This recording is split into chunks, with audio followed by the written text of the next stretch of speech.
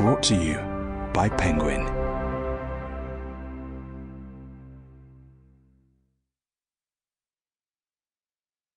T2 Trainspotting by Irvine Welsh. Read by Tamdeen Byrne.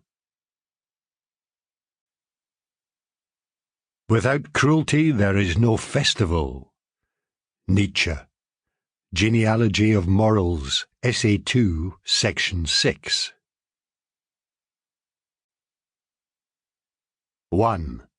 Stag.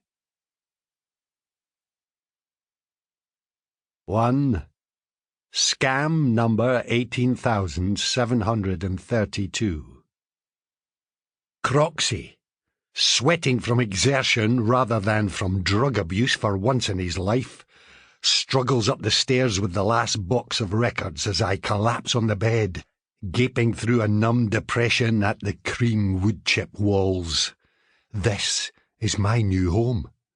One pokey room, 14 foot by 12, with an attached hallway kitchen and bathroom.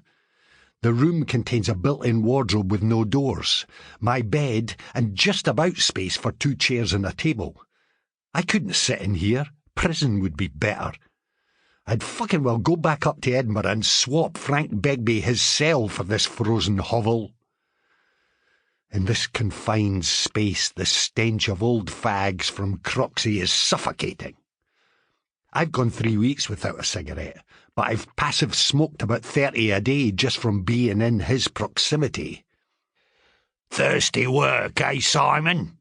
You coming down the Peeps for one?" he asks, his enthusiasm seeming like a gloat, a calculated sneer at one Simon David Williamson's reduced circumstances.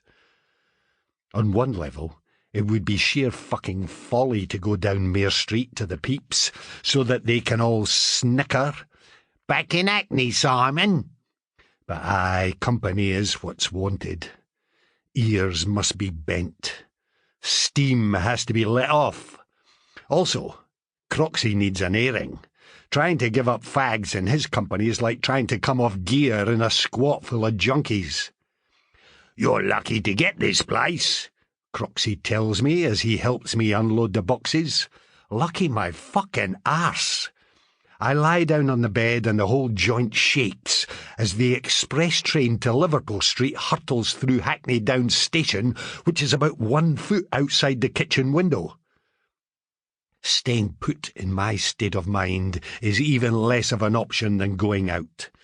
So we're cagily descending the threadbare stairs, the carpet so worn that it's as hazardous as the side of a glacier. Outside, sleet falls, and there's a dull aura of festive hangover everywhere as we make our way towards Mare Street and the town hall.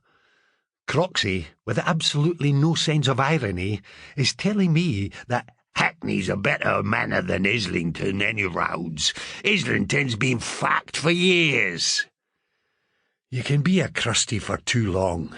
He should be designing websites in Clerkenwell or Soho, rather than organising squats and parties in Hackney. I put the cunt wise to the ways of the world, not because it'll do him any good, but simply to stop nonsense like that filtering into the culture unchallenged. No. It's a step backwards, I say.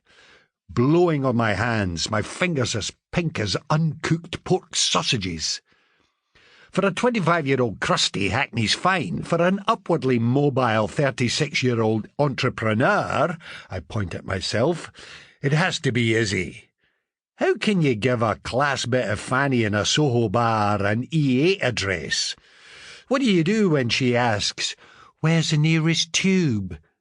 "The Overland's all right," he says, pointing up to the railway bridge beneath the turgid sky. A 38 bus chugs past, spewing its toxic carbon. These fucking London transport cunts, they whinge on in their expensive pamphlets about the damage the car causes to the environment as they bluter in your respiratory system at will. It's no fucking all right, I snap. It's shite. This place'll be the last part of North London ever to get the tube. Even fucking Bermondsey's got in. Sample complete. Ready to continue?